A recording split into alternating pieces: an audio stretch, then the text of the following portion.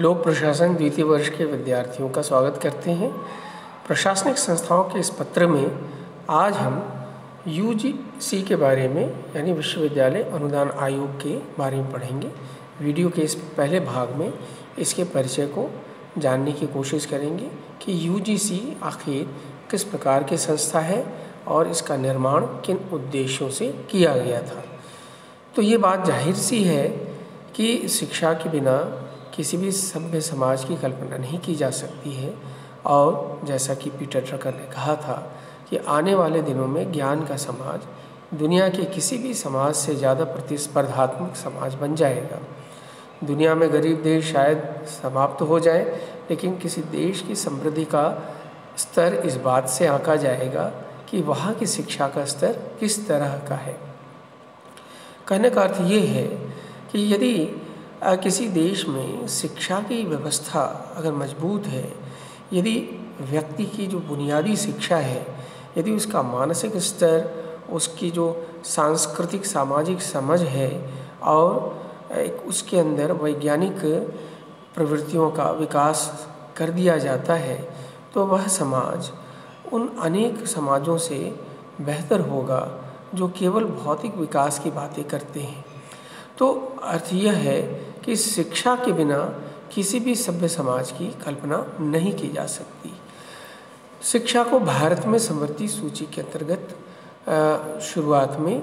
तो यह राज्य सूची के अंतर्गत रखा गया था, परंतु उच्च शिक्षा को जो है समवर्ती सूची के अंतर्गत रखा गया और यह बात कही गई थी कि राज्यों पर कोई भी केंद्र द्वारा पाठ्यक्रम थोपा नहीं जाएगा, लेकिन परस्पर समन्वय और एक राष्ट्र, एक सम्यक समावेशी सुदृढ़ समग्र और संतुलित पाठ्यक्रम के ढांचे के विकास के लिए एक केंद्रीकृत संस्था की आवश्यकता महसूस की गई। तो अगर हम इतिहास देखें यूजीसी का, तो भारत में देश आज़ाद होने के पश्चात शिक्षा व्यवस्था में सुधार के लिए अनेक समितियों और आयोगों का गठन किया गया। इस क्रम में सर्वप्रथम देश में विश्वविद्यालय शिक्षा की जांच के लिए 4 नवंबर 1948 को डॉक्टर सर्वपल्ली राधाकृष्णन की अध्यक्षता में एक आयोग का गठन किया गया। इसे विश्वविद्यालय शिक्षा आयोग के नाम से जाना जाता है। आयोग की जो महत्वपूर्ण सिफारिशें थी वह थी कि 10+2 के बाद विभिन्न व्यावसायिक पाठ्यक्रमों के लिए संस्थाएं खोल दी जाएं और प्रत्येक राज्य में साधन संपन्न उच्चतर माध्यमिक कॉलेज खोले जाएं। विश्वविद्यालय के कला और विज्ञान संकाय में अधिकतम 3000 और संबद्ध महाविद्यालयों में अधिकतम 1500 विद्यार्थी हों और साथ ही साथ कि कुल जो है 180 दिन शिक्षण कार्य होने चाहिए। और इसके अलावे जो है बात महत्वपूर्ण ये की गई कि चूँकि शिक्षा जो था वह भारत में राज्य सूची का विषय बनाया गया था। जब संविधान का निर्माण हुआ था तो बाद में यह महसूस किया जाने लगा कि जो बुनियादी शिक्षा है वह तो राज्य सूची का विषय अवश्य होना चाहिए, लेकिन उच्चतर शिक्षा जो बुनियादी शिक्षा से थोड़ा भिन्न होता है,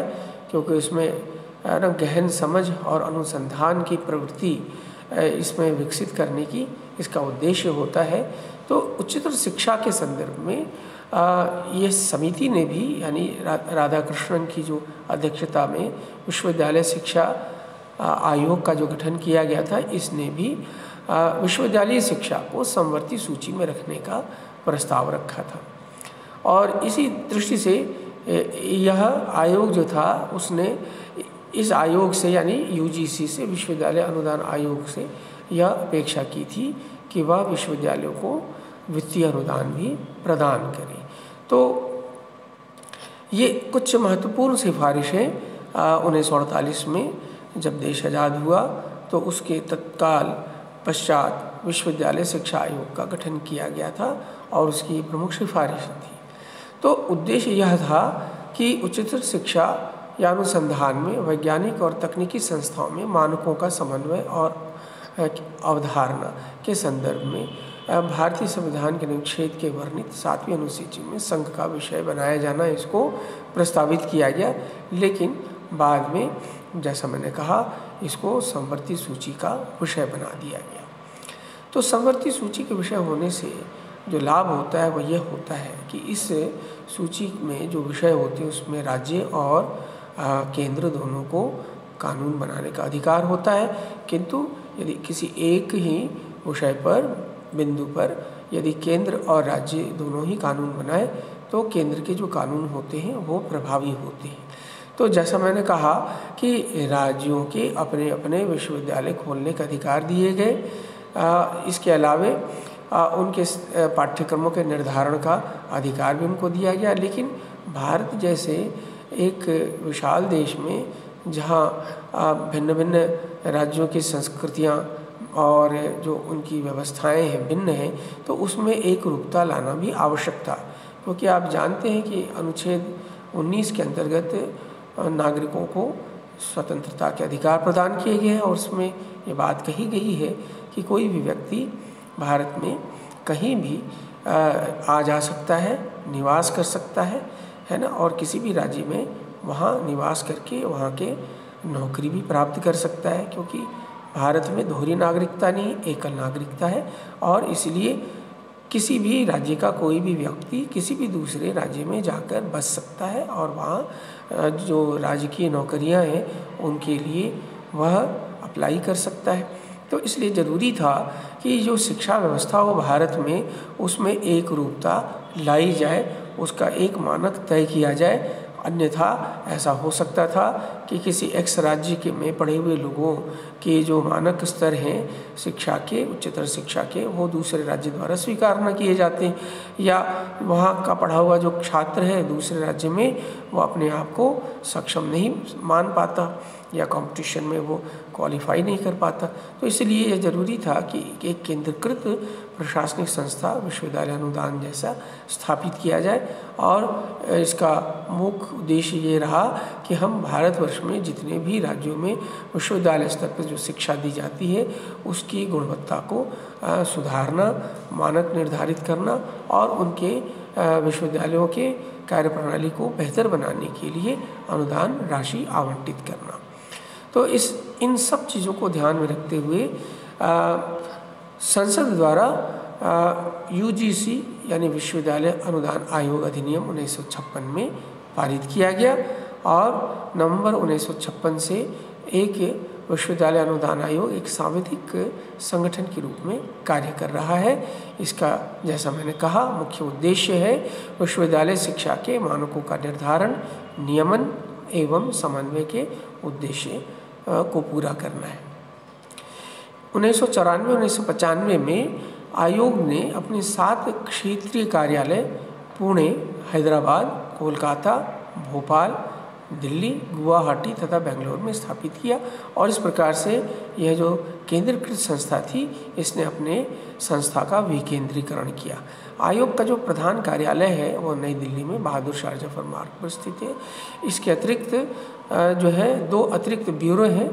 और वो भी दिल्ली में, एक तो दिल्ली विश्वविद्यालय के दक्षिणी कैंपस में है और दूसरा फिरोज शाह रोड पर है। तो ये जो संस्थाएं बनाई गई, यह सब संस्थाओं का उद्देश्य ये है उच्चतर शिक्षा या अनुसंधान में वैज्ञानिक और तकनीकी संस्थाओं में मानकों का समन्वय और अवधारणा, यह उद्देश्य था। और भारतीय संविधान के अनुच्छेद 246 में वर्णित 7वीं अनुसूची में इसे संघ सूची का विषय के रूप में स्थापित किया गया। तो कुल मिलाकर UGC जो है वह केंद्र सरकार के अधिकार क्षेत्र में आता है। यह जो UGC है, जिसे हम UGC कहते हैं, यूनिवर्सिटी ग्रांट कमीशन, विश्वविद्यालय अनुदान आयोग, इसका जो वर्तमान जो ढांचा है, स्वरूप है, उसमें आप देखें कि एक अध्यक्ष होते हैं, इसके उपाध्यक्ष होते हैं और उसके अलावे 10 जो है सदस्य होते हैं। तो अध्यक्ष और उपाध्यक्ष जो है यह केंद्र सरकार के द्वारा नियुक्त किए जाते हैं। सदस्यों की नियुक्ति भी जो है केंद्र सरकार के द्वारा ही की जाती है। तो अब अध्यक्ष और जो उपाध्यक्ष होते हैं वह निश्चित रूप में ऐसे व्यक्ति होते हैं जो अकादमिक जगत में ख्यातनाम व्यक्ति हो, या तथा केंद्र सरकार या किसी राज्य सरकार का अधिकारी न हो। इसके अलावा जो सदस्य होते हैं उन सदस्यों में आप देखेंगे कि जो 8 सदस्य होते हैं वह तो एकेडमिक क्षेत्र से लिए जाते हैं और जो 2 सदस्य होते हैं वो केंद्र सरकार के अधिकारियों में से चुने जाते हैं और मूलतः यह केंद्र सरकार का प्रतिनिधित्व करते हैं। अब ये जो 8 सदस्य होते हैं उनमें से कम 4 सदस्य चुने जाते समय विश्वविद्यालयों में अध्यापक के रूप में कार्यरत होते हैं और बाकी के जो 4 सदस्य होते हैं वो कृषि, वाणिज्य, वानिकी या उद्योग, अभियांत्रिकी, विधि, चिकित्सा या अन्य व्यावसायिक क्षेत्र और विश्वविद्यालयों के कुलपति या विश्वविद्यालय में जो अध्यापक नहीं हैं किंतु केंद्र सरकार की राय में ख्यातनाम शिक्षक हैं, इनमें से शेष 4 सदस्य चुने जाते हैं। तो ये ध्यान रखने की बात है कि आयोग के उपाध्यक्ष के लिए किसी विशेष योग्यता का प्रावधान नहीं किया गया है, परंतु अध्यक्ष और अन्य सदस्यों के लिए कुछ न कुछ योग्यताएं निर्धारित की गई हैं। तो यह जो संस्था है विश्वविद्यालय अनुदान आयोग, तो हमें पहली धारणा तो इसके बारे में यह रखनी चाहिए कि यह केंद्र द्वारा संचालित, नियंत्रित एक